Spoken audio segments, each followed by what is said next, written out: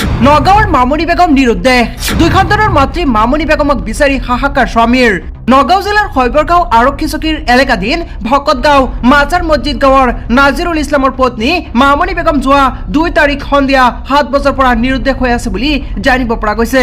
জানিব পৰা মতে মামনি বেগম তেওঁৰে মোমায়েকৰ ঘৰলৈ গৈছিল। তাৰ পাছত আৰু একো যোগাযোগ হোৱা নাই মামনিৰ স্বামীৰ সৈতে। দুটাকৈ সন্তানৰ মাতৃ মামনি বেগম ক'ত হেৰাল, কেনেকৈ হেৰাল সেয়াও এতিয়ালৈকে জানিব পৰা নাই। ৰঙা ৰঙৰ নাইটি পিন্ধি ওলাই যোৱা মামনি বেগম ক'ত গ'ল তাকে লৈ মামনি বেগমৰ পৰিয়াল তথা আত্মীয়ই বৰ চিন্তিত।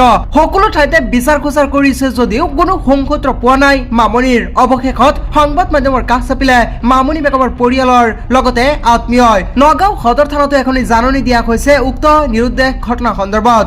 যদি কোনোবাই এগৰাকী মহিলাৰ সন্ধান পায় তেন্তে 8453721853 নম্বৰত যোগাযোগ কৰিবলৈ পৰিয়ালৰ লোকে কাতৰভাৱে অনুৰোধ জনাইছে।